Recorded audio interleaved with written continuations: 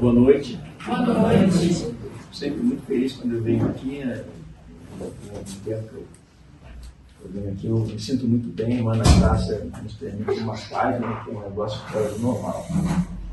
Bom, então, eu trouxe um assunto para nós conversarmos um pouco essa noite, que é uma passagem do Evangelho que narra o encontro de um homem chamado Simão, né, que morava numa cidade chamada Cirene, e que ele foi até Jerusalém, e lá ele teve um encontro, no início, obrigado, com Jesus. E nós vamos conversar um pouco sobre como foi esse evento e os desdobramentos dele na vida, né, desse encontro na vida de Simão, e como os Espíritos nos trazem a interpretação dessa passagem, e como todo esse movimento de encontro do Simão com Jesus e o que aconteceu depois, como isso pode ser aproveitado por todos nós como um ensinamento da oportunidade que nós temos,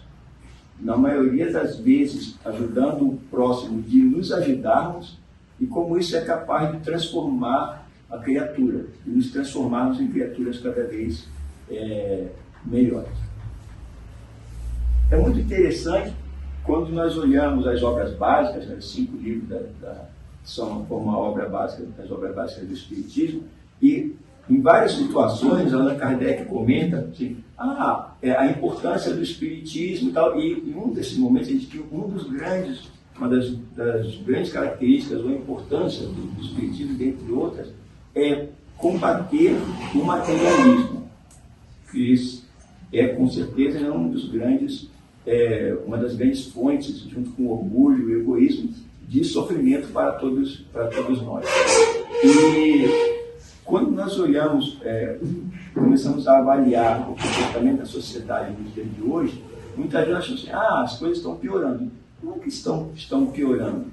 É que o movimento evolutivo da criatura, principalmente na sua vertente moral, em alguns momentos ele acontece um pouco mais rápido e depois ele recrudesce. Mas nunca acaba. Sempre o movimento é de progresso.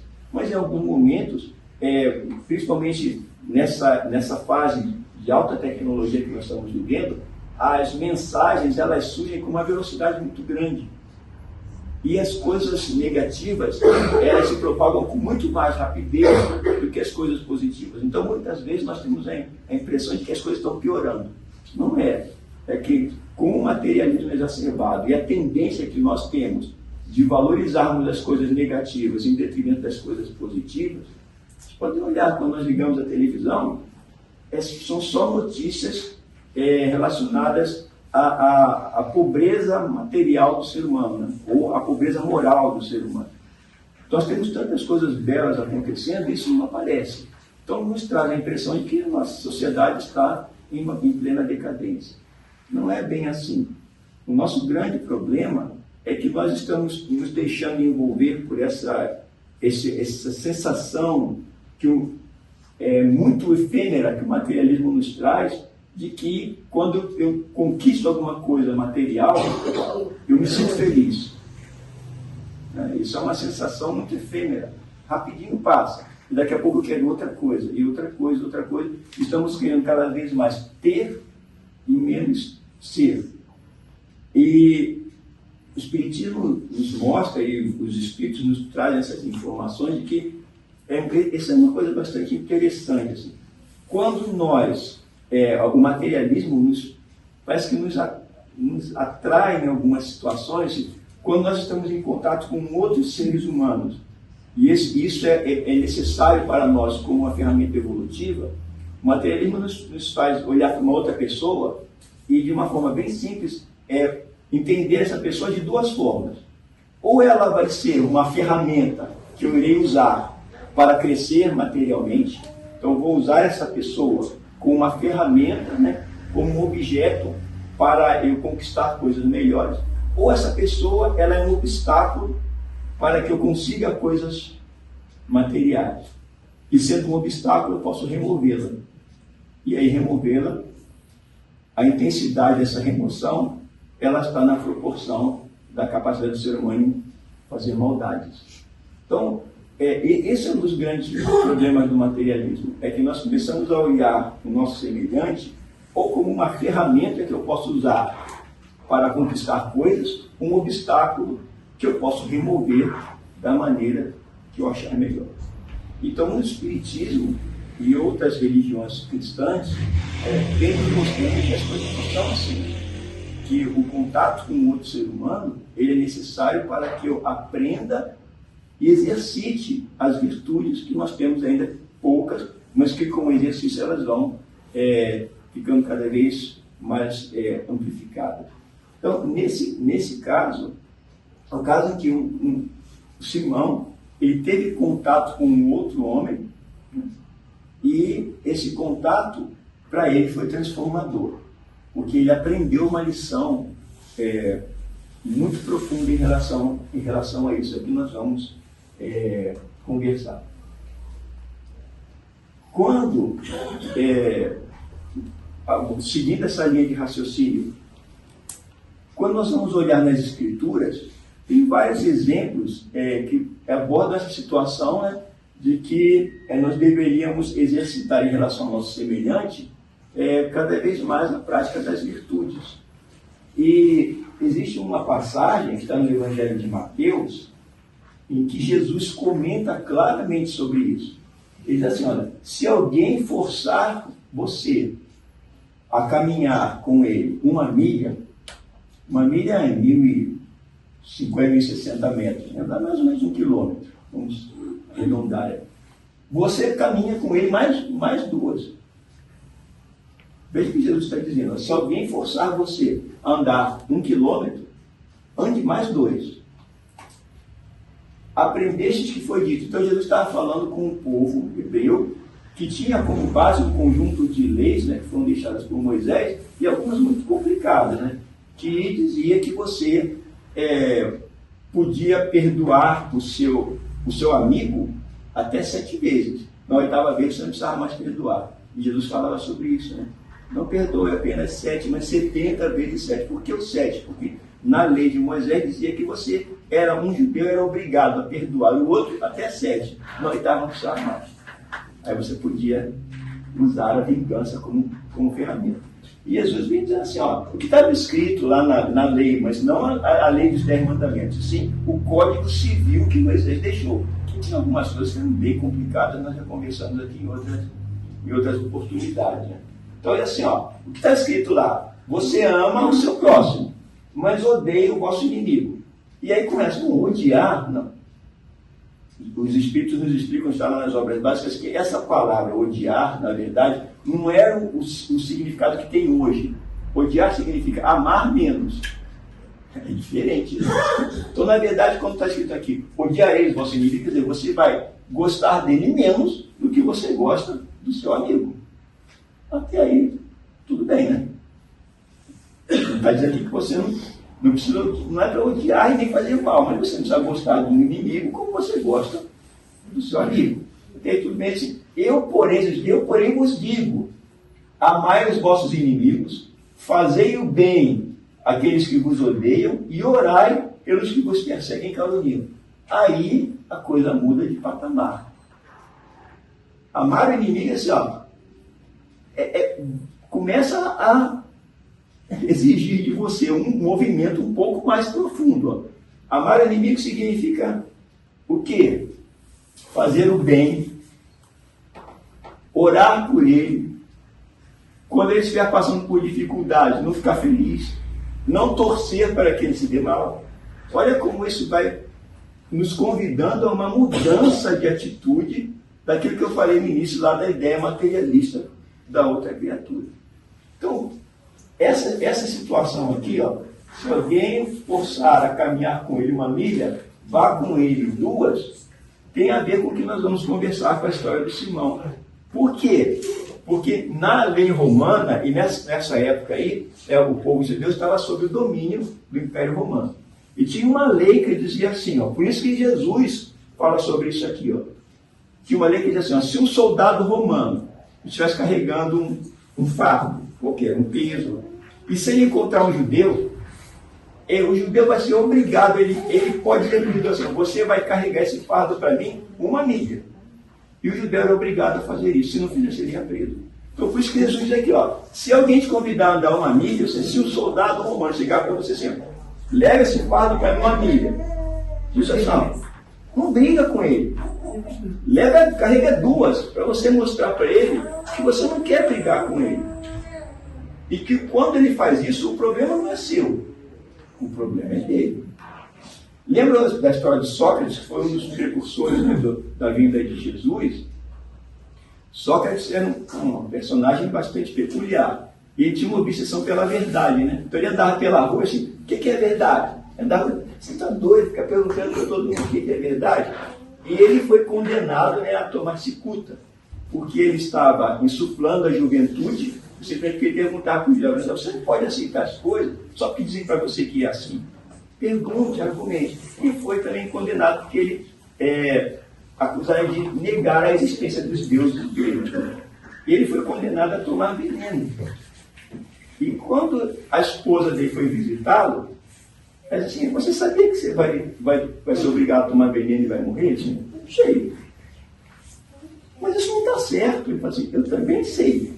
E você não vai fazer nada? Eu falei, não, mas como assim? Eu não vou fazer nada porque se eu reagir, eu posso estar dando a entender que eu me sinto culpado. Eu tomando veneno e morrendo, o problema não é meu. O problema é deles. Foram eles que me condenaram injustamente. Agora, se eu começar a querer brigar com todo mundo, eu vou começar a perder a razão. Eu estou com a minha consciência tranquila. Então, vejam que interessante é a conduta dos... Aí, no caso, antes de Jesus, né? Só que os primeiros cristãos, eles tinham essa conduta. Eles eram levados para o circo, né, para ser comidos pelas feras, e os soldados assim, você nega, na verdade, naquela época eles chamavam Jesus de homem do caminho, né? Você nega o homem do caminho? Se você negar, nós soltamos você. Não vou negar. O leão vai te comer. Né? O problema não é meu, nem do leão. O problema é seu. É você que está me colocando lá. Então vejam que esse entendimento dos primeiros cristãos acerca da prática do bem e da convicção da pessoa em relação às suas crenças era algo inabalável. Mesmo que eles morressem, eles não abriam mão das suas convicções. Então vejam que interessante esse pedacinho aqui, que foi o que aconteceu quando Simão encontrou com Jesus. Na verdade, Kardec ainda faz uma pergunta sobre isso. Para agradar a Deus e assegurar a sua posição futura, bastará que o homem não pratique o mal, ou seja, para agradar a Deus e garantir no futuro um lugar mais tranquilo para mim, é só não fazer o mal? Aí que os Espíritos dizem assim, não, na situação evolutiva em que nós estamos, não basta apenas não fazer o mal no limite das nossas forças, é necessário também fazer todo o bem que tiver ao nosso alcance. Por quê? Porque nós somos responsáveis não somente pelo mal que nós fazemos, mas também pelo mal que deriva da nossa negação em fazer o bem. Veja que a nossa responsabilidade aumenta. Todas as vezes que eu tenho a oportunidade de fazer o bem e eu recuso, isso resulta em um mal para alguém, eu sou responsável. Então eu não sou só responsável atualmente pelo mal que eu faço para alguém. Prejudiquei o Augusto. Eu sou responsável. Mas se eu tiver a oportunidade de ajudar o Augusto, eu recuso, e isso resulta em um prejuízo para ele, eu também sou responsável. Então veja que nós estamos numa situação evolutiva e que nós precisamos entender que não é só não fazer o mal, é também necessário fazer o bem. E fazer o bem no limite das nossas forças. Veja que a nossa responsabilidade como cristãos, ela vai se ampliando. Aí Kardec continua, tá, tudo bem, mas será que tem alguém, uma posição como a nossa aqui, não consegue fazer o bem? Será que existe na Terra alguma pessoa que não consiga fazer o bem? Os Espíritos dizem assim, não há quem não possa fazer o bem. Somente o egoísta nunca vai encontrar, mas ele nunca encontra o desejo de praticar. Ele tem a oportunidade, mas ele diz assim, dá trabalho demais. Né? Sair daqui nesse frio para ir acudir uma pessoa, sair do frio para visitar um doente no hospital. Né? Nossa, não, eu vou sair do conforto aqui do meu cobertorzinho quente aqui da minha Netflix vendo meu filme de terror, né? Depois eu não durmo de noite, não sei o que. Vocês já viram? Tem um filme, eu era. Bom, já não sou tão jovem nessa. Um filme chamado A Sombra e a Escuridão. Dos Léo? Eu assisti aquele filme, fiquei acho que uma semana. Já com medo de dormir. Então, até isso nós temos que tomar cuidado, porque o que nós estamos assistindo influencia, gera um impacto no nossa psique, né? Nós ficamos meio abalados. E não fazer o bem, por mais que eu seja, não estou nem aí, isso vai causando em nós um impacto no nosso íntimo, porque nós fomos criados por Deus para vivermos em sociedade. E vivendo em sociedade, aprender a amar os semelhantes. E todas as vezes que eu me recuso a fazer isso, eu estou indo contra a minha própria natureza. A minha natureza não é de ser cruel, de errar. É que eu me sinto bem momentaneamente fazendo isso. Mas lá no fundo eu sei que isso está errado. É meio complicado isso, né? Mas é uma das raízes do cristianismo. Nós nunca vamos ficar sem a oportunidade de fazer o bem. Sempre vamos ter a oportunidade de fazer o bem. Se eu não faço, é porque o egoísmo ainda tem uma morada bem forte no meu coração. Aí vejam, Cirene então era uma cidade, vejam que interessante, ela ficava a 1.600 quilômetros de Jerusalém. Era longe. O Simão morava lá em Cirene. Hoje essa cidade, ela fica na Líbia. Eu até trouxe uma foto para vocês de as ruínas dessa cidade. E ela foi fundada em mais ou menos 630 anos antes de Cristo. E na época de Jesus, ela estava sob o domínio romano. Então esse homem lá, o Simão, se vocês guardam bem aqui, ó, guardem essa imagem aqui, ó. O Simão era um homem negro. Estranho, né? Porque os judeus não eram assim. O que aconteceu com esse homem? Na verdade, essa cidade de Cirene, ó, ela ficava aqui, ó. Então vejam o que ele fez. Ele saiu daqui e foi peregrinando até Jerusalém, 1.600 quilômetros. Por que ele fez isso? Porque, nós vamos voltar aqui, ó, aqui é uma foto, né, das ruínas da cidade de Cirene. Existiu essa cidade. O que acontece? Na verdade, dentro da tradição judaica, todo homem tinha que pelo menos uma vez na sua vida peregrinar até Jerusalém. Então ele tinha que sair da sua cidade, a distância que fosse, para ir até Jerusalém pelo menos uma vez na vida. Existiam 3 festas em que ele poderia ir lá. E ele ia em peregrinação. E o que ele fazia? Olha, isso vai nos ajudar a entender essa história aqui. Ele saía da sua cidade, ele chegava em Jerusalém, tinha 3 festas, nós vamos mostrar aqui. Ele comprava um cordeiro, esse cordeiro não podia ter nenhuma mancha e nenhum sinal de machucar nada, tinha que ser branquinho e bonitinho e íntegro. E esse homem era vestido de branco e de linho, com uma roupa toda branca, não podia ter uma sujeira. Aí ele chegava no templo, o sacerdote olhava ele assim, você está limpo? O pano. Mas por dentro, Jesus lembra que ele fala assim, você parece um sepulcro, né? Por fora, pintadinho de branco, e por dentro, cheio de sujidade. Por que Jesus falava por fora pintadinho de branco? Porque a roupa do homem que ia lá naquela época tinha que ser toda branca, mas por dentro não importava. E ele levava uma ovelha. O sacerdote colocava a ovelha no altar, degolava a ovelha, pegava o sangue, tinha uma planta formada de uma esponja. Ele molhava no sangue e jogava assim, aspergia nas pessoas. Se aquela gotinha de sangue caísse na roupa branca daquele homem, aquilo para ele era ganhar na Mega Sena. Por quê? Ele foi ungido com o sangue do cordeiro. Dá para você entender como é que a tradição católica e de outras foi trazendo? Então, para esse homem, quando ele voltava da peregrinação, ia para a cidade dele, a primeira coisa que os conterrâneos dele perguntavam à família é assim, cadê a roupa pingada de sangue?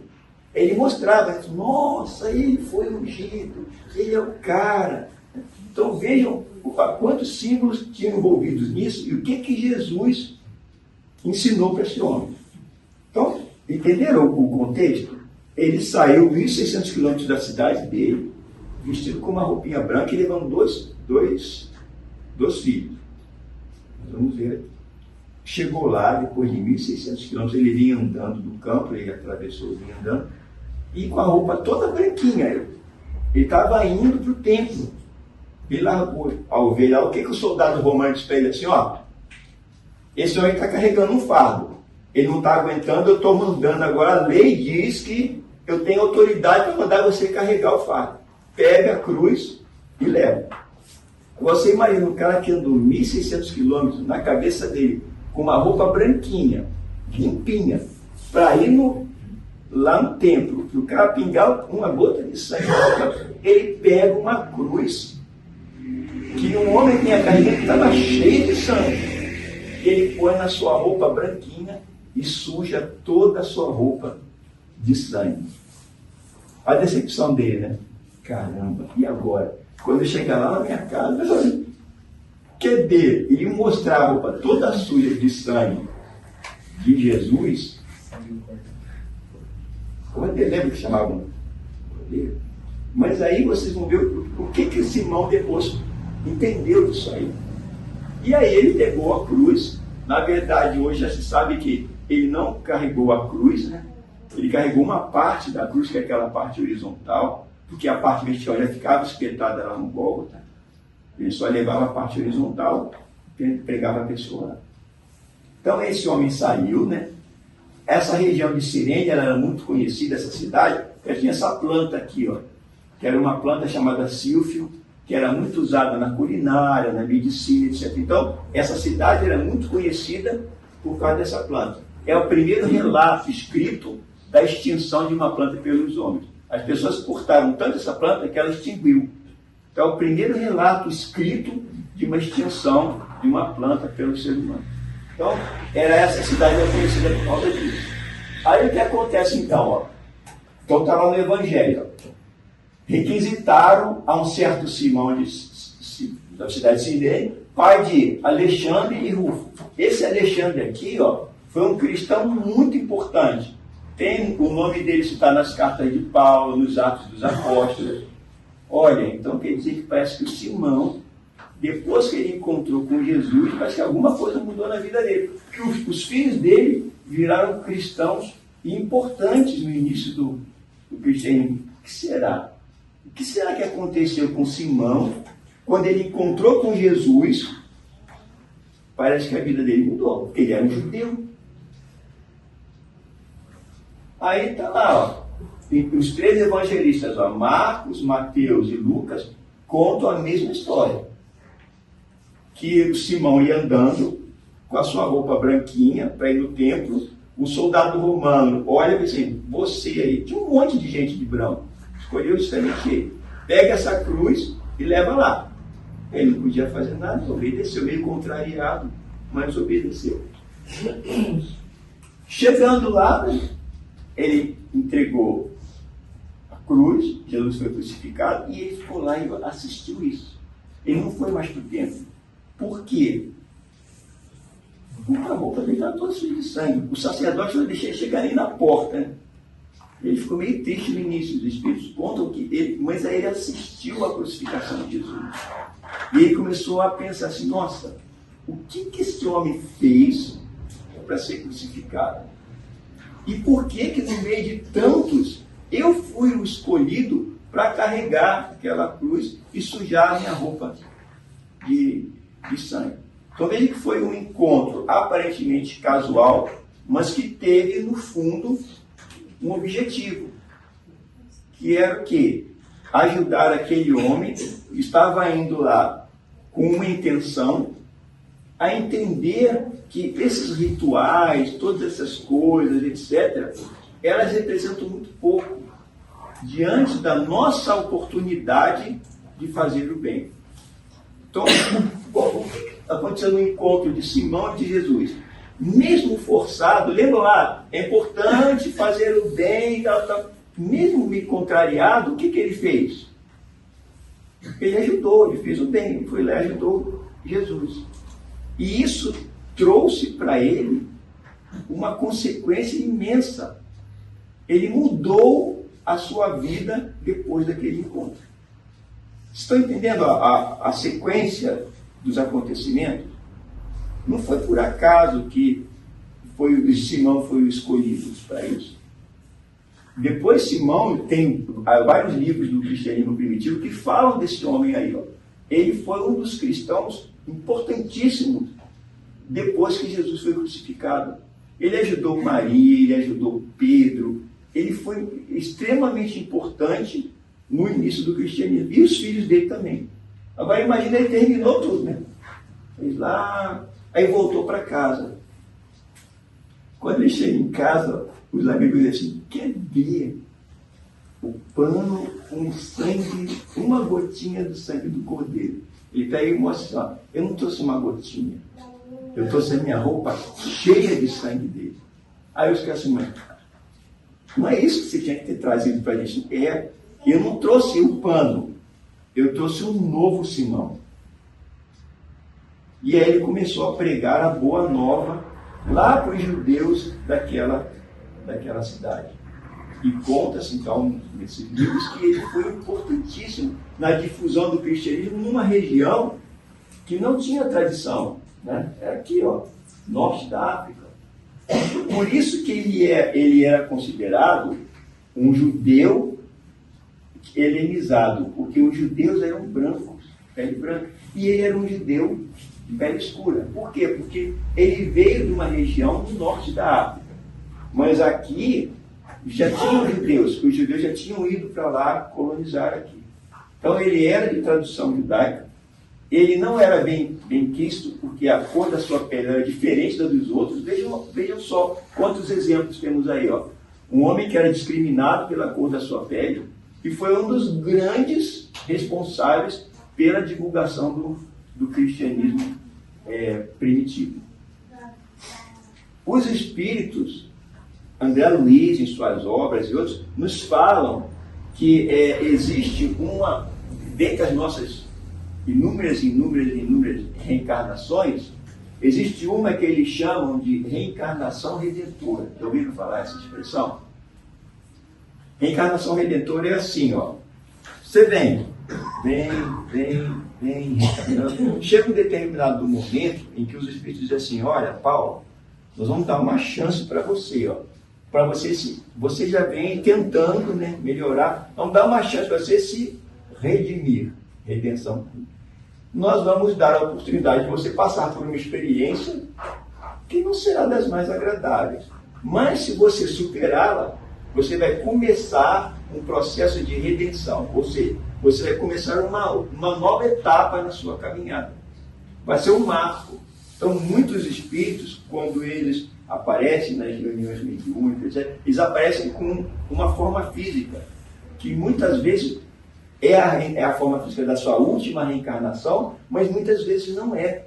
É a forma física da sua reencarnação redentora. Ela foi tão importante para ele que lá no mundo espiritual ele prefere se apresentar com a forma física ou a forma perispiritual da sua reencarnação redentora. E dizem aos espíritos que até hoje o Simão, lá no mundo espiritual, ele se apresenta, ele reencarnou outras vezes, mas ele continua se apresentando no mundo espiritual com a forma física, forma perispiritual que ele tinha quando ele carregou a cruz de Jesus. Por quê? Porque aquela foi a sua reencarnação redentora. Por quê? Nós já falamos, ele vinha numa tradição para fazer uma coisa, foi obrigado a fazer outra, fez e aquilo não causou nele revolta, pelo contrário, ele entendeu que aquilo era uma oportunidade ímpar na vida dele. E daí ele mudou completamente. Então, quantas vezes nós estamos tendo na atual reencarnação a oportunidade de fazer o bem? Está ali, ó. Lembra que nós lemos lá? Não faltam oportunidades. Muitas vezes nós é que negligenciamos essa oportunidade. E muitas vezes essa oportunidade pode ser a oportunidade de transformarmos essa reencarnação numa reencarnação redentora. Imagina o trabalho que os espíritos tiveram em São Paulo. Nós vamos dar uma chance para você tentar dar um jeito nesse negócio dela. Você vai ter oportunidade várias vezes de fazer o bem. Essa prática do bem que você vai realizar, ela vai te causar um impacto tão grande que você vai dar uma mudada bem legal na sua vida. Aí eu tenho sou muito jovem, não tenho tempo agora, agora estou trabalhando muito, ainda tenho. Aí quando chega lá, você está bem velhinho, né? Aparece a oportunidade. Agora, reumatismo, dói aqui, dói ali, eu não estou enxergando direito, diabetes, hipertensão, artrite, não sei o que, não dá. Aí desencarna, chega no mundo espiritual, os benfeitores. E aí, Paulo, você teve 200 oportunidades de se redimir. Quando você era jovem, você não tinha tempo, porque era jovem demais. Depois você estava trabalhando demais, não tinha tempo. Depois ficou velho. Tá? Não. Hoje eu tenho alguns espíritos, e tem algumas pessoas que falam assim, mas isso é dentro de um escritório, assim, que na verdade nós juntamos dinheiro, né, quando temos saúde, para gastar esse dinheiro para recuperar a saúde que nós perdemos tentando juntar esse dinheiro. Nossa vida, né? Quando nós temos saúde, a gente vai juntando, aí vai ficando doente. Aí quando envelhece, gasta o dinheiro todo que você juntou para tratar o... Não que nós não devamos nos preocupar em nos sustentar, não é isso que nós estamos falando. Então vejam que para Simão, essa reencarnação foi a reencarnação redentora dele. E lembra que nós lemos lá? Nós vamos ter inúmeras oportunidades de fazer o bem. Cabe a nós fazer ou não. Mas por que os espíritos não me obrigam? Não obrigaram Simão? Não obrigaram Simão a fazer isso. Ele podia negar. Ia ter consequências? Mas ele podia negar. Ele não negou. Nós também temos várias, às vezes a gente negligencia aquela pequena atitude. Os espíritos estão esperando, assim, vai lá, vai. Não. Desistiu. Mas aí esperam de novo. E nós vamos assim. Então, pessoal, a mensagem para a nossa reflexão de hoje é essa. Até que ponto eu tenho a oportunidade de receber a mensagem cristã? Não importa a corrente religiosa, né? Os espíritos comentam sobre isso. Desde que ajude a criatura a tornar-se uma pessoa melhor e propague o bem, ótimo. A base das grandes religiões que nós temos na Terra, elas têm uma frase em comum, que os espíritos chamam, né, de regra de ouro. Está na Torá, está na Bíblia, está no Alcorão, está nos livros do Buda, etc. Essa, só faça ao seu semelhante aquilo que você gostaria que ele fizesse com você. Essa frase, ela está desse jeito nos livros sagrados de todas as grandes religiões. O que acontece com o ser humano? Ele muda isso. Lembram lá? Odiar não significa odiar como hoje, sim, gostar menos. Gostar menos significa que você não gosta. E aí Jesus disse lá, amar os vossos inimigos, faça o bem àquele que vos odeia. Começa a complicar aí. Orai pelos que vos perseguem e caluniam. Não dá. Mas os espíritos assim, olha, você está tendo a oportunidade de ser caridoso com alguém que lhe fez mal.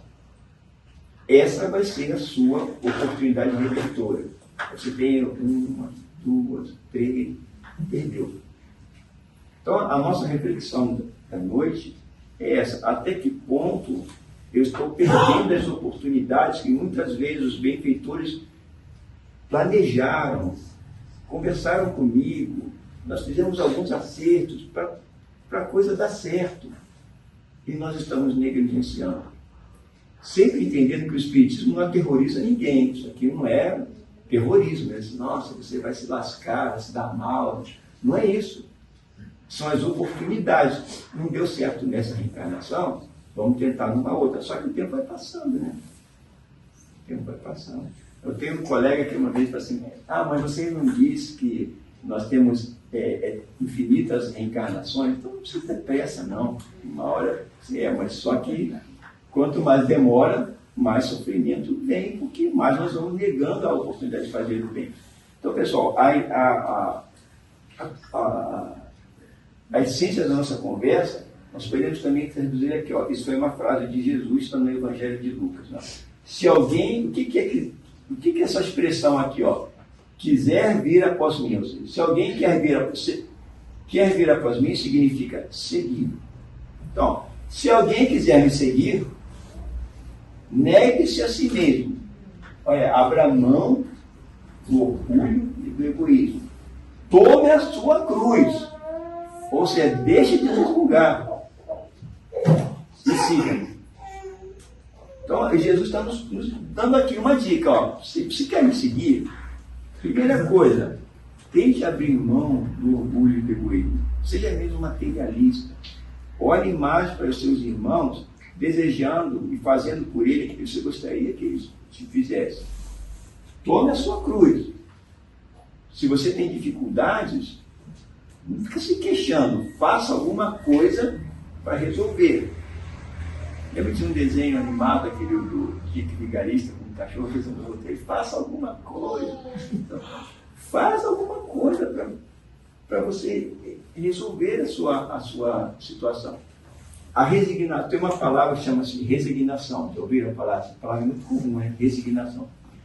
Na ótica cristã e pelos ensinamentos espíritas, o que é um ser humano resignado?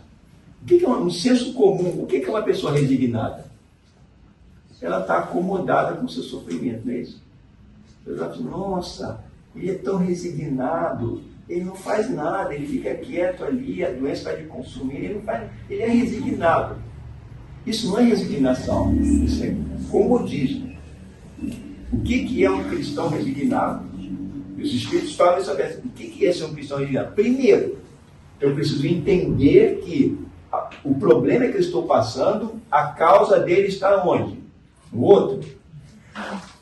No mesmo.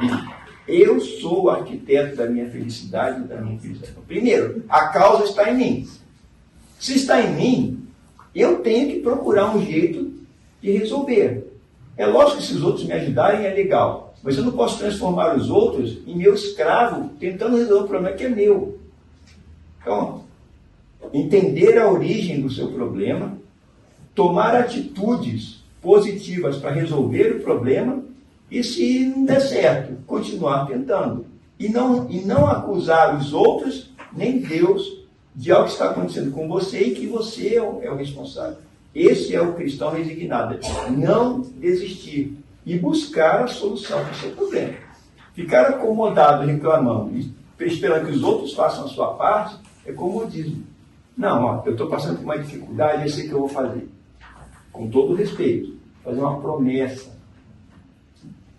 Se eu conseguir o que eu estou precisando, o Augusto vai subir os 365 graus da igreja da Penha Feira. Olha que legal, né? Nossa, mas como o Paulo é resignado, eu estou terceirizando a solução de um problema meu e com um suplício material, que Jesus falava lá, né? Que o verdadeiro suplício não é esse. Qual é o verdadeiro suplício? É combater as minhas meus vícios, as minhas dificuldades. Esse é o negócio que causa mais impacto na gente do que você tentar combater os vícios seu. Isso para os espíritos é o verdadeiro suplício. Agora, ficar sacrificando o corpo, né, que não vai levar nada, só vai fazer com que eu fique com o joelho inchado e doendo. E passar para o outro ainda a responsabilidade, isso não é resignação. Não é resignação. Então, o cristão resignado, ele entende a origem do seu sofrimento, ele busca soluções para aquilo. Então, se alguém o ajudar, ótimo, que nós falamos aí, nós precisamos da ajuda dos outros. E se não deu certo, tenta de novo.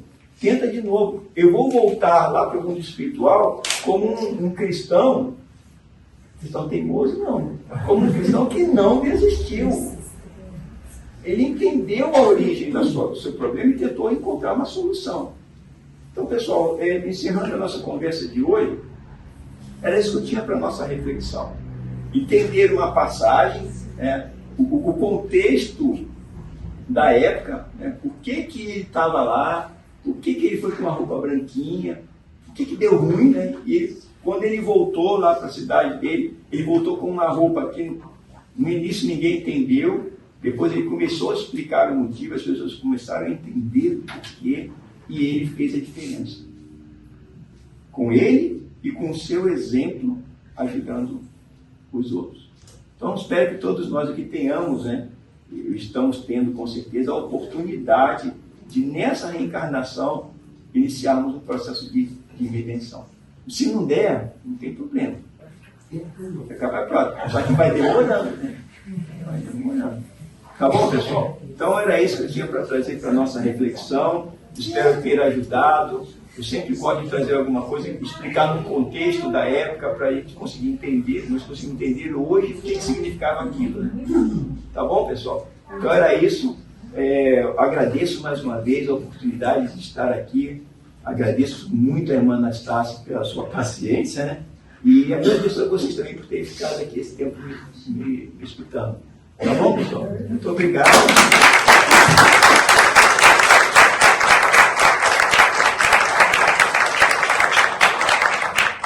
Uma coisa legal do Espiritismo, entre outros, é assim, que quanto mais nós estamos estudando, mais a gente fica assim, nossa, por que será que aconteceu isso, né?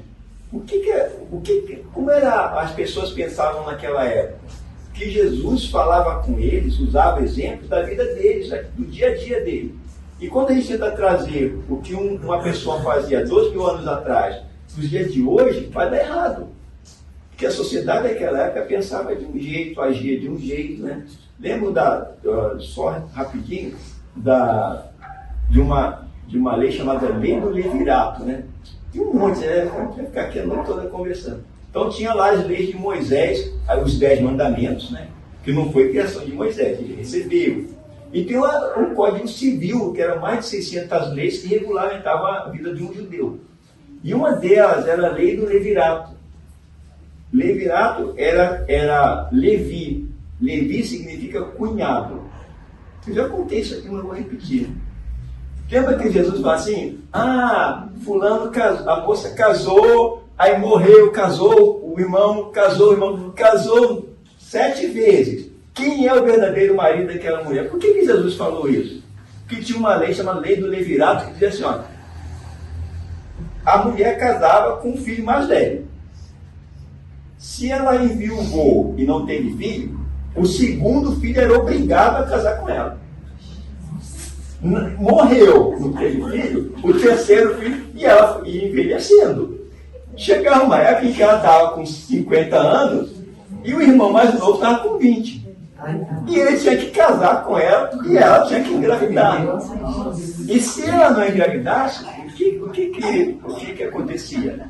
Enquanto a mulher estava assim, ela era, lembra de uma festa, Ave Maria cheia de graça. O que era uma mulher cheia de graça? Era uma mulher que ainda não tinha tido contato com um homem. Por isso aquela ideia de que Maria engravidou do Espírito Santo, que ela era cheia de graça, ela não podia ter tido um contato sexual com um homem. Já teve, Jesus veio dessa forma, como todos nós. Então, o que acontecia? Quantas vezes ela era cheia de graça? Quando um dos irmãos conseguisse, aí ela, né? Estava acontecendo nas nossas pernas. Então, por isso aí Jesus disse, vocês acham que é certo você fazer isso? Você acha que está certo isso? Olha como é que Jesus. Você acha que está certo você obrigar um irmão de lindo casando com uma mulher que já foi então, Jesus, ele era muito claro, ele dizia assim, olha pessoal, quais são as leis? Tanto é que, se vocês olharem nas escrituras, tem assim, lei com L maiúsculo e lei com L minúsculo. Quando Jesus falava dos 10 mandamentos, está escrito lá no Evangelho L maiúsculo. Ou seja, a lei dos 10 mandamentos. Quando estava com L minúsculo, era a lei dos homens, o L pequenininho, que era o Código Civil de Moisés. Então tem um monte de coisa. Aquele cabelinho comprido assim que o rabino usa, né? Viram aqueles judeus ortodoxos? Aquilo tem uma razão. Porque o homem, ele não pode cortar o seu cabelo. Estou perdido. Por que não pode? Ah, vocês sabem. Quem nunca viu Sansão e Dalila? Aí Jesus falava sobre isso com as pessoas. Então quer dizer que o careca está perdido, né? Porque ele nunca vai ter força. Porque o homem ele tem que ter o cabelo grande, porque é símbolo de virilidade. Então ele corta o cabelo, os ortodoxos ele corta, mas deixa aquele pedindo do lado assim, por quê? Porque Sansão. Então, não, aquele noite toda, eu acho muito bacana você entender por que as coisas aconteceram na sociedade há 2.000 anos atrás, que hoje a gente não faz sentido. Você olha a história do Simão, você olha para ele, Simão carregou a cruz, que legal, ajudou Jesus. Mas por que aconteceu aquilo? Como era o contexto social daquela época? Então tem muitas coisas que são muito interessantes e o Espiritismo nos convida a estudar para entender por quê. Senão a gente não entende por quê. É por quê? Né? Eu lembro lá do Alto da Compadecida, por quê? É porque é assim. Não dá, né? Não temos como agir assim. Você entendeu o porquê das coisas. Então é isso, pessoal. Acho que tá bom, né? Paulo, sabe uma coisa que eu estava pensando aqui enquanto você estava falando? O interessante dessa passagem é que a gente pode tomar a cruz, né? Você pode seguir, carregar uma cruz, mas não necessariamente você vai carregar a cruz seguindo Jesus, né? Exatamente. Você podia ter ido lá, cumprido com a lei do homem, mas não deu tipo, aproveitar. Sim, ainda ficava zangado, né? Pô, sujei minha roupa aqui, não deu tudo ruim aqui, ficava com mais raiva. Essa passagem e outra, né? Ele pode nos ficar aqui conversando um tempão sobre várias interpretações disso aí. Isso é interessante. O Simão era zangado, né? Puxa, atrapalhou minha vida. Andei 1.600 km aqui, sujei minha roupa. Perdi a oportunidade, né? Minha peregrinação da minha vida e tal. Não, ele entendeu aproveitou a oportunidade, né? Era isso. Muito obrigado.